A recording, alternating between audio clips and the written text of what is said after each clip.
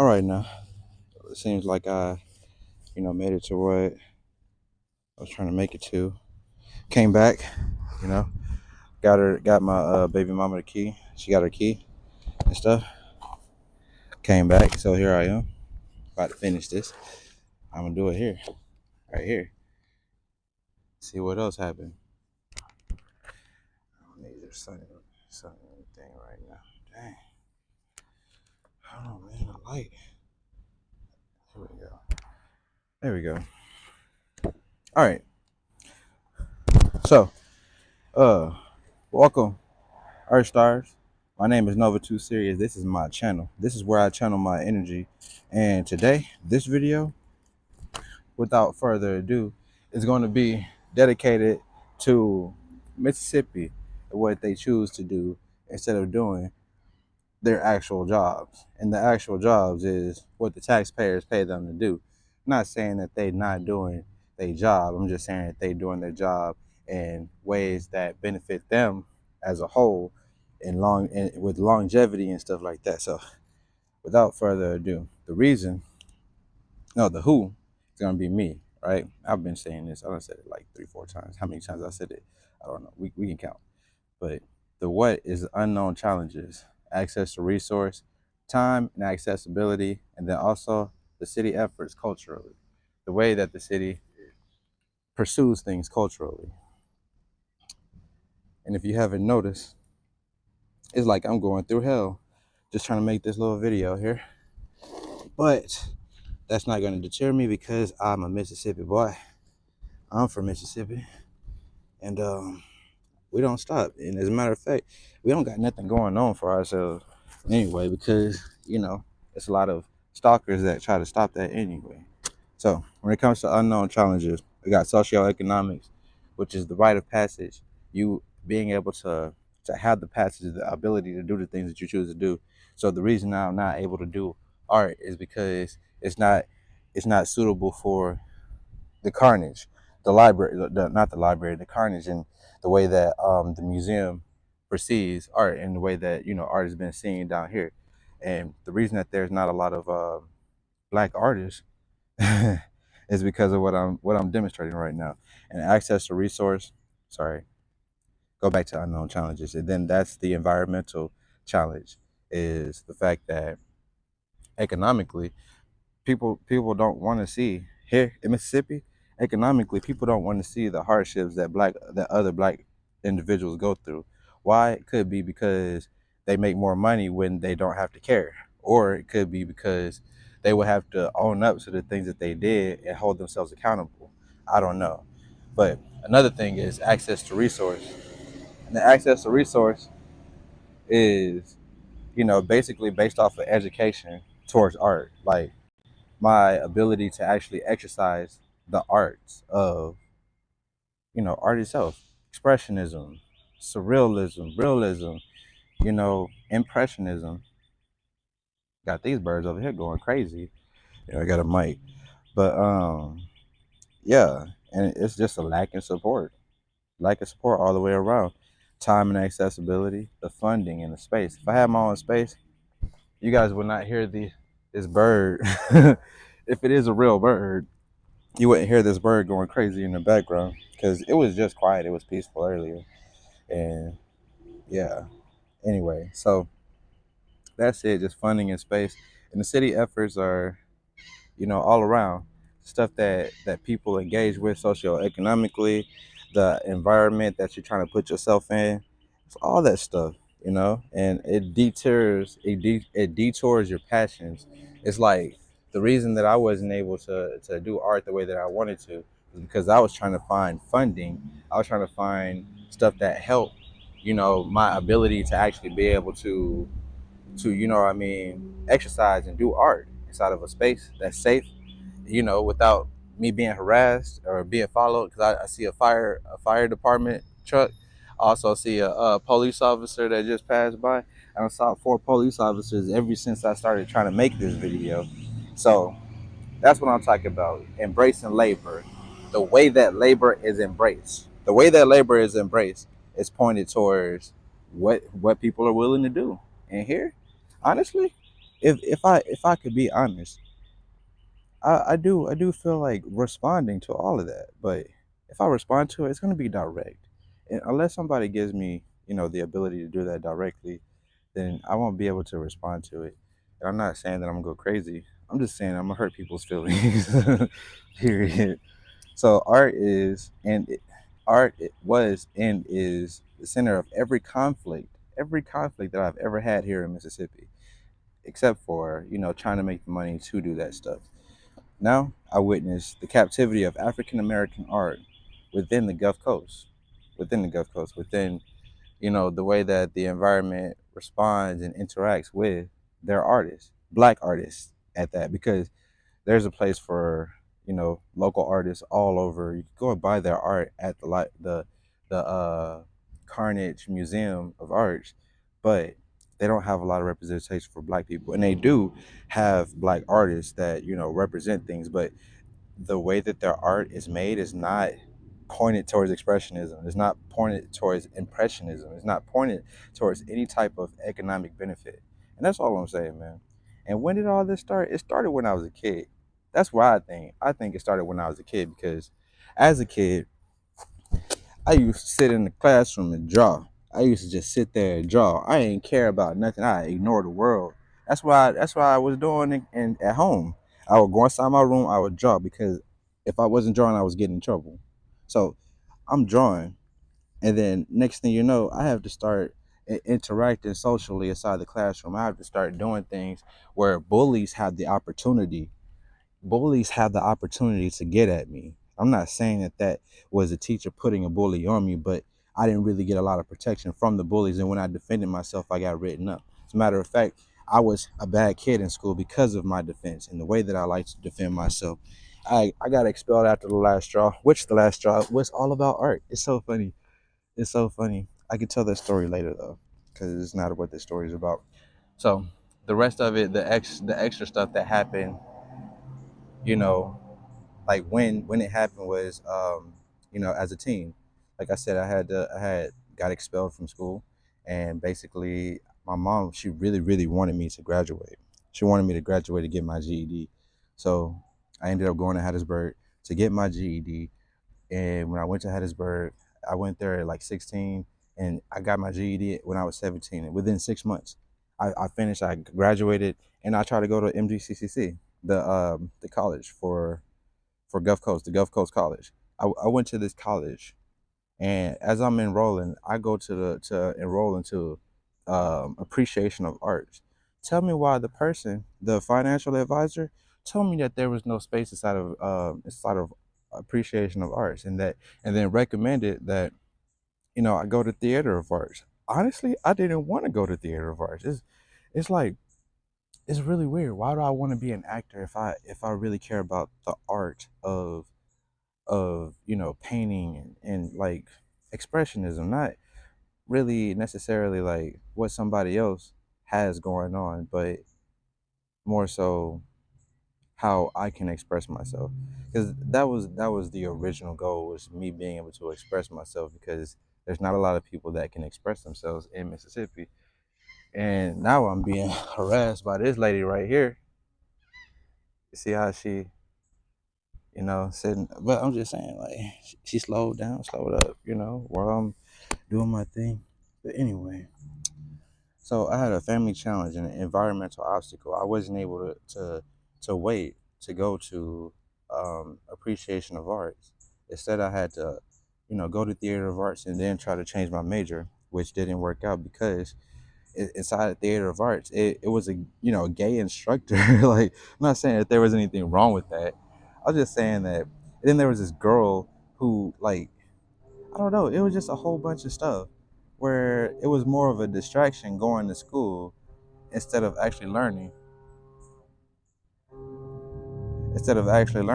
That, I never heard that noise before. That's why I stopped and think, like, what is that? But anyway, yeah, I didn't have no passion for theater of arts. And now, as an adult, I don't went to school. I got my cosmetology certificate. I completed that. I exercised my license. I worked at Fantastic Sense for a month, and I got fired. And now I'm trying to build something towards distributing or displaying my art so that people can see that this is my passion. And instead of the government, instead of the environment, going along with it, it's starting to putting their passions into the passionate individuals economically. They label me a terrorist or a possible criminal. That's why they have the police and stuff following me around. I haven't saw females in public for the past like month or so. And when I have, it was always a security guard there. It was always, somebody watching me. I'm not saying that that's a bad thing. I'm just saying that, sometimes it's good to shoot your shot without an audience, and like I'll be shooting my shot and there's no SH, no, none of that. I don't have any charges against me. I'm not a predator. I respect women. I'm co-parenting, and I'm not even in a relationship. I live under the same roof. Like, it doesn't make sense. I have so much respect for women, and me being seen as some type of terrorist or possible criminal, maybe even a rapist, pedophile, or some shit like that. Like, I haven't saw a lot of kids in public by themselves, and today I have. When I had to go give the key to my co-parent, I encountered a lot of stuff. As a matter of fact, I'm about to encounter another police officer. Another police officer. Is it illegal for me to sit here? This is a public place. You get what I'm saying? I ain't did nothing to nobody. I got a paper and a camera. How much of a terrorist am I?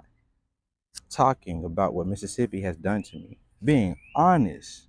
I know you all saw the other video, and if you haven't saw the video, go look at the video where we talking about the public safety and what public safety is for me, because I don't have public safety. Clearly, I can't sit here in a peaceful place without being. But then again, that is the police station over there. It probably could be taken. So maybe I am tripping. I could be tripping. You know what I mean? Just imagine me doing that 6 times a day. Like, am I tripping? Is the police following me? Like every day. You know what I'm saying? That is crazy. That's some crazy shit. But so where's all this coming from? The criminal history in Mississippi and Hattiesburg, Mississippi, and so forth. There's so many black people that have went to jail because they ain't had no real ambition, nothing to do. Like, the community is completely broken. They break the communities and then turn around and they treat us like this when we try to be passionate towards something or we try to put ourselves in school. Like, seriously, it what did Mr. Trump call it? It's a witch hunt. It's a witch hunt. I'm not a witch, but like, this shit magical, bro. Like, I just can't give up. I'm not on crack. I'm not. I haven't drink it. I haven't drank it like 3 weeks. There's bars and shit everywhere. There's a bar down the road. I go get an alcohol beverage. I get somebody buy me some. I can stand on the side of the road and beg instead of trying to show my art off, instead of trying to sell my art. But anyway, like I said, the possible reasons could be because one time, something, I had lost my dad, and I feel like that was in response to me not being arrested when I decided to do the things that I had did. I chose to take um my personal stuff with me. It's like, weed, because I smoke weed. I chose to take my personal stuff with me across state lines, and I said something about it on Facebook, and they was using my information and basically trying to stop me. It ain't like it was no pack or anything. It was just me. I'm a smoker, so I was on a trip, on a road trip. You know how road trips go. I'm on a road trip. And I'm going home, to take care of my daughter, and I had the funds to do it. I had the ability, and I was doing that. And then I run into similar a car wreck where it seemed like it was an attempt at being similar. Like, somebody tried to create a car wreck. Like, the car in front of me stopped super hard when there was a police officer sitting on the side of the road, but he didn't have his lights on. And I wasn't scared. I was just driving, aware and cautious. And while I was like driving, he like cut his lights on and starts out look, and then the car in front of me stopped. I'm like, dang, okay, so I stopped. I didn't think nothing of it.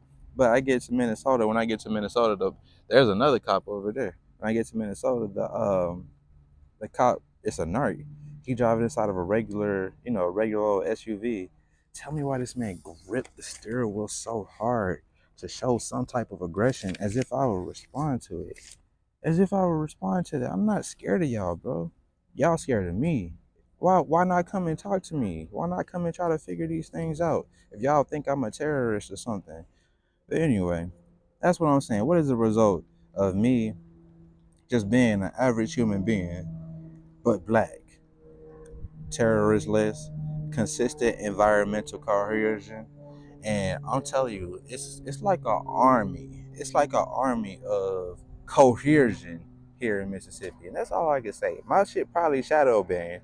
Somebody probably ain't reading, but I'm documenting this so that it can be seen. Like this is why ain't nobody succeeding as a black person in Mississippi. And if they are, they got some kind of dirt on them that the officials want to use later on in life, because there's no perfect black person. There it can't be a perfect, because if there was, then maybe they would consider him Jesus. My name is Joshua, but I'm not Jesus. You know what I mean? So it doesn't make sense, man. I'm 33 years old, and I'm waking up to the cause. I'm waking up to what's going on. I wouldn't call it a resurrection. I would call it just being aware of what's going on. Because I had a life before this, and I wanted to be an artist, and now it's like somebody tried to steal that from me, and I'm supposed to ignore that. I'm supposed to act like everything that I'm going through is just me being crazy. I'm supposed to act like my mindset isn't where it's supposed to be, because instead of me holding myself accountable while I was out there trying to make money and put together something to work towards in my art career, instead of me holding myself accountable, I am being targeted. And that's the thing. And it's like, what are they basically saying? That public scrutiny and operational sabotage is the culture. It's the reflection of the culture here, and the complicitness on black individual sides, where they able to go and make such amount of money so that they can be comfortable for the rest of their lives, if that's how they feel. Then yeah, like, I don't get it. And it just points towards my placement. Right now, I'm out of place. That's why I'm experiencing this, because I'm out of place. Supposed to be out there begging for a job. Supposed to be wasting my time telling a white man how I want to kiss his feet in order for me to be able to support my family, instead of actually building on something that I know is going to pay out. It's going to pay out in the long run. And if it don't pay out in the long run, that's because I'm dead. There ain't nothing else to it. These people got nonprofits, they got churches, they got businesses, and they don't even follow their own policies. And I'm here to follow my policy. I'm not here to blame. I'm here to explain my challenge and why I'm targeted. And why? Why? Because of historical context, my father's choices, the Hattiesburg mindset. If you don't know about Hattiesburg, Mississippi, go look it up on YouTube. They made a video about it. What's going on in Hattiesburg? What happened in Hattiesburg? Jackson, Mississippi. All these places have black men in Mississippi, and and the ways permanent Mississippians benefit from African American, like anything, African American art, African American, all that stuff. Talking about blues, this is the home of blues. Yeah, it's the home of blues, and I think that is a mockery in itself, because we're all supposed to be sad and hurt about what's going on. But really, my art is all directed around abstract art, realism, expressionism, surrealism, impressionism.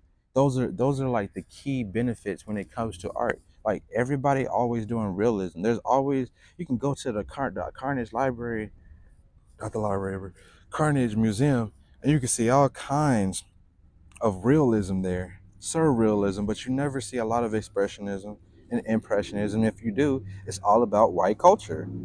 That's it. And basically, as youth, I had a natural gift, and instead of the city organizing to help this natural gift, instead of the city organizing to help this natural gift, they organized against it. Not even just the city, but Mississippi as a whole, because I lived in Biloxi, I lived in Gulfport, and I lived in Hattiesburg, and I was defending myself in each and every one of those schools. So when I say I'm a fighter, bro. And I don't got to put my hands on nobody to prove that I'm a fighter. And I'm going to show y'all I'm a fighter, and that's what I'm here for. Where I'm at right now, this is where I'm at right now, making my stand, because this is my stand. This is who I am. I'm not afraid. Y'all come get me, y'all want to. If I disappear, y'all know what happened. I don't care. I really don't.